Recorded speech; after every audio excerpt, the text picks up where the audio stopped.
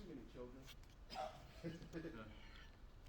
And then, so that was a choice that my mother was right that it took me some time to realize that I had to separate myself from. Fortunately, I did. About 10 years ago, I met my business advisor. See, it's important for all of us to have someone to advise us. I see a young man here. I see older people here. I see college students. I see others. This young man here, I'm really impressed with. We just played a game. He just started playing chess. He's 1500 USCF. He can play with masters. We just had a 20, 30-minute game. He played me evenly for that amount of time. Very impressed with him.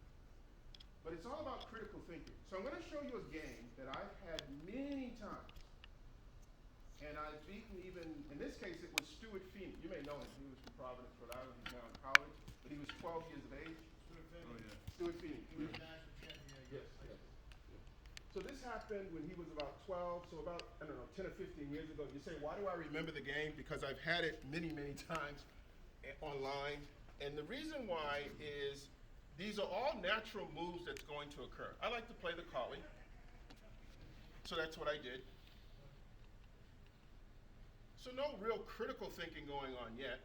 We're playing just natural moves. Or is there critical thinking going on? We'll get back to that.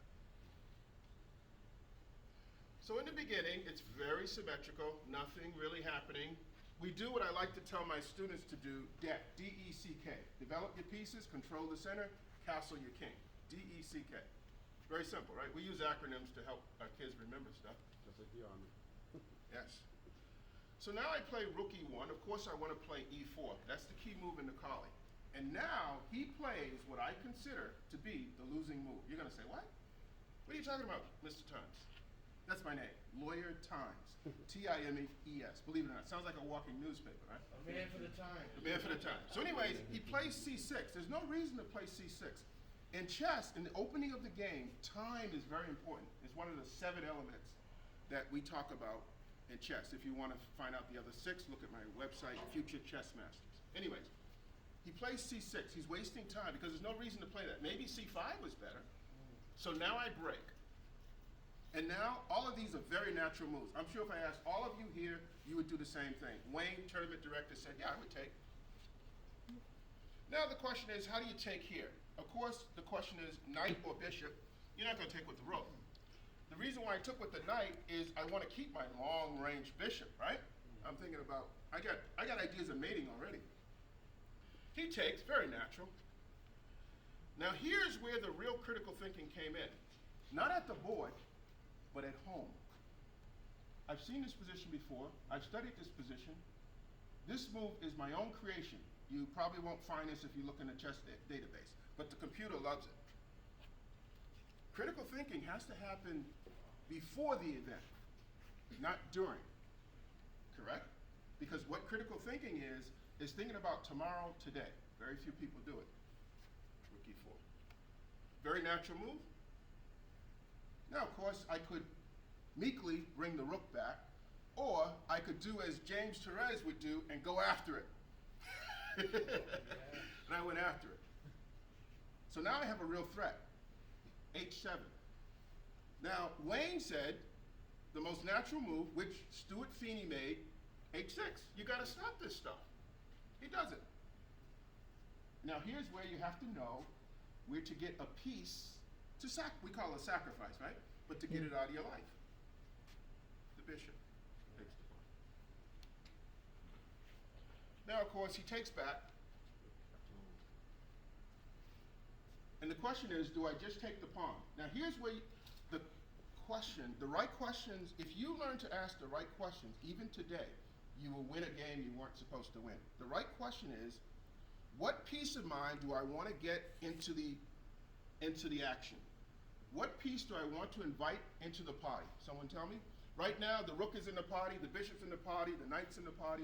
This bishop has already participated in the party. The queen. There's one more piece, the queen. The queen. Queen. Once you ask the right question, the moves play itself. Queen D2. The game is over right now. It's only been like 12 moves. He takes 30 moves, 30 minutes on this move. Why? Because he's a master also. He sees what's coming now. Too late, unfortunately for him. He was only 12. I took advantage of him. He'd probably beat me now. But anyways, he also doesn't want to be the first game to be done in the tournament. But he's thinking, he can't believe what's happening. and he played. There's no defense here. You can put this in your computer. It's all over. There's mate, 3 moves, 4 moves. And ask yourself, what is the most forcing move in chess? Can someone tell me? The most forcing move in chess. Check. Young man? The most forcing move in chess. That's right. Yep. Good So, job, buddy. it doesn't mean you're going to do it, but you always look at it. It's the easiest move to look for. Check. There's only one move. Now, there's various ways to checkmate. I like to get all my pieces involved because I want to make the whole family happy. So I took with the rook. He resigned by now, I think. It is 30 years ago. I took checkmate with the queen. So I give this example as my model game to show the importance of critical thinking. When did I do the critical thinking? At home, before the game even happened. Today, you're going to have an opportunity to use, it's going to be a marathon, but you're going to have an opportunity to use critical thinking along the way. I'll end the story with this little story, which I hope motivates some of you, or all of you. There was a man on his porch rocking his chair. And there was a dog wagging his tail underneath the rocking chair. And the dog would wag his tail underneath the rocking chair as the man rocked, so that the chair would hit the dog's tail. And so a young man walks by and he says to the old man, "Why doesn't the dog move its tail?" And the old wise man said, "I guess it doesn't hurt enough." Well, I hope you don't get hurt too bad before you use critical thinking. And we can get critical thinking with chess to make better decisions in life. Sometimes we wait too long, it hurts too much, we've done too much damage. How about before then? Some point before then, think, how can I improve my chess? And as Gary Kasparov says, perhaps the best player who ever played this game, life imitates chess. So have a great game today. Amen. Game first. I wouldn't be here without this man. I have a tournament today of 50 kids.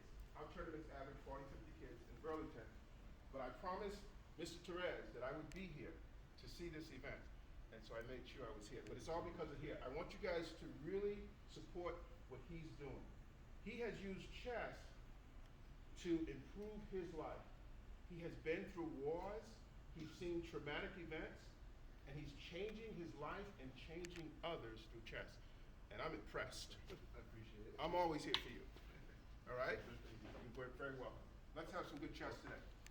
Good. Well, thank you, Larry. You're welcome. Good. You gonna play? Or what? This man right here, everyone, has taught chess longer than any other human being in New England. Some 30 years. He started when he was 20. He's in our academy. His stories are incredible. This is James Della Selva, 2-time Rhode Island champion. Of course, Frank Gabanos, tournament director extraordinaire, has put this together for you. Let's give him a round of applause. And They put it together, we're just helping, you know? we appreciate all of the efforts here. This man here, your name again? Carlos. Carlos, I want him on my team. we want good people. It doesn't just matter if you're good at chess. Are you a good person? If you are, we want you on our team. Okay, let's play some.